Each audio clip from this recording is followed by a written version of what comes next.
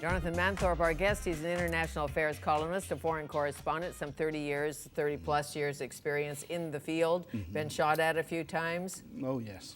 Yeah. And where are all those bullets? Well, Not in you. I have a little collection at home of stuff that has been fired at me, yes, and missed. Well, yeah, that's good, because as you know, many of us collect marbles or something. You just collect shrapnel. It was Churchill at the Battle of Omdurman in the 18-whatevers who said that there's nothing more invigorating than being shot at without effect. Yes. When you decided to be a reporter, a journalist, was this your field of choice? No, it wasn't. I started out as a political correspondent with the Globe and Mail, and I covered first Ontario politics and then Ottawa politics. And it wasn't until I joined the Toronto Star that I started as a foreign correspondent. I had Ernest Hemingway's job, in fact, as European bureau chief, which he had the bureau in Paris, I had it in London, but it was fun. No kidding. And I've stayed with it So ever when since. did foreign countries or skirmishes or wars or war zones call to you? Well, I mean, I didn't go looking for them. They found me. I guess the first one was the Rhodesia-Zimbabwe War in the late 1970s. And that was a pretty unpleasant introduction to warfare. It was a particularly nasty little war. Well, not so little, but wars are a difficult thing because you realize very quickly that the front line is not the best place to cover a war. It's very hard to know exactly what's going on. But you have to go and do it, you have to go and see, and then you hopefully rush back to a nice 5-star hotel with waiters with drinks. And that's good. But as you watch today, what will history tell us about Iraq? And as you know, we learn from our history. What will history say to us about Iraq? Well, I think it's still being written because we still do not have a functioning government in Iraq. I mean, the whole place is really going downhill very, very fast. The Americans are leaving or have left, and really there is no functional government in place. It's still civil war and still killings. Well, and getting worse by the hour, and by the day. So it's not mission accomplished by any stretch of the imagination. But I can't see the Americans sort of re-intervening in there. I think that Iraq is now probably going to have to work out its own future, and it's going to be a long and unpleasant and bloody business, I think. Did it puzzle you when the Americans went into Libya? Well, they didn't, of course. Well, they sort of stood back and let everybody else. Yes. Not really, because I think endorsed it. Libya was a very easy one because Gaddafi basically had no friends. The Arab League backed the UN intervention there. A lot of oil at stake, and it was really there was a no-lose option, that one. You write today, but even in death, Gaddafi has a grip on Africa. Well, what has happened is that he had these thousands of mercenary troops, mostly Tuaregs from Berbers from the Sahara, and of course they have gone back to their home areas with masses of new arms. And they've begun liberation wars, or restarted liberation wars that have been going on for a long time, to try and create a Tuareg homeland in the central Sahara.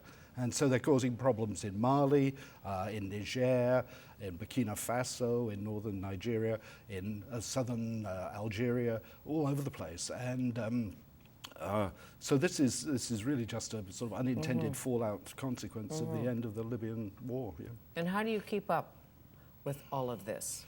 Keep on top of it, because as I suggest, you write about China and Syria and Libya and Iran, and who's your source? Well, a lot aside from your history. Email makes it a heck of a lot easier. I mean, I have scores, dozens, many dozens of emails a day. I've been on holiday for a week, and one of my networks, there were 700 emails waiting for me. So, just doing it a long time inevitably means that you have a large network.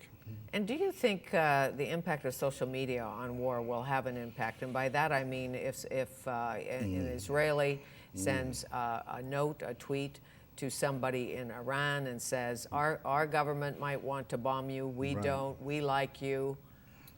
It's been happening. It's been happening, but I think the long-term effect is still limited. You know, if we look at the outcomes of the Arab revolutions, the Arab Spring, it isn't the people who are tweeting on the streets who have come to power. It's the Islamists or the military are still there. They may have sparked the revolts, but they have not won the revolts. U.S. pulling out of Afghanistan in 2014. What does that mean? I know it's doesn't mean anything yet, but Taliban back again. Not back in. I don't think they'll have exclusive power, but I think they'll certainly be part of the government after the Americans and the rest leave. Yes, certainly, have to be. Syria, Assad, killing his own 9,000 plus. Yeah. Well, what's that about, really? Well, again, I asked the question. This is again about a rule by a minority, the Alawite Shia of Assad's family and his extended family and friends and so forth, over a Sunni population for a long, long time. And I mean, it looks as though we may be edging towards some sort of compromise settlement here. Kofi Annan has spent several weeks now pushing for a negotiated resolution, a ceasefire and some sort of resolution. From the United Nations. Yes, but former Secretary General. And he seems to be getting somewhere. The problem, of course, is, as Hillary Clinton said yesterday, that Assad in the past has agreed to a lot of things and has never delivered. So we have to see. But Annan seems to have put a lot more intense and useful work into it than has happened in the past. So I think there is now the possibility of a negotiated settlement. Well, but again, it'll be long and painful, I'm sure, as these things always are. As Hillary Clinton pointed out, we will measure it by his action rather than his rhetoric. Which I think makes sense in the world. So what's in the hopper for next week? Well, we'll see. I think I'm still interested in what happens about Iran. China, of course, is always top of our agenda here, and there are fascinating things going on in the leadership contest there. What is that? You wrote about that. Not to keep you all day. Are you okay? Yes, I'm okay. Well, there's a contest going on for the membership of the hub of power in China, which is the working committee of the Politburo. It's 9 members. They're going to start changing in October and through into the early spring. A very high-profile party leader in the city of Chongqing, largest municipality in the world with 32 million people, a guy called Bo Xilai, has been actively campaigning for it. Now, he's fallen. He's been removed from his post in Chongqing. He's made some really bad mistakes somewhere. He was ousted on March the 14th. There are all sorts of stories going on about what he did wrong, what's happened. And it was, the whole thing was precipitated when his deputy, a guy called Wang, went to the American consulate in the neighboring city of Chengdu and sought political asylum. And the story is that Wang gave the Americans and subsequently the Chinese leadership a lot of information about Bo Xilai's corruption and other things. There's now the possibility that there's also murder involved. The British have asked for a new investigation of the death in November last year of a guy called Neil Haywood in Chongqing. Neil Haywood was close to the Bo family, apparently involved in some commercial dealings with them. But he's also involved with a British company which is very closely linked to MI6, the British Secret Service. This is a novel. Well, it's a film. I mean, it's a film. You'd get. I mean, it's just writing itself. So where this goes, I don't know. Bo Xilai's son, a classic princeling, who's been at British private school Harrow, he's been at Oxford University, he's now at Harvard.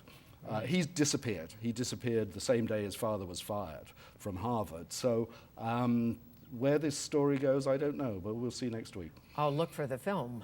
I thank you. Good to see nice you. to see you always. Bye now. Jonathan Manthorpe, international affairs columnist. You can read him in the Vancouver Sun, one of the places.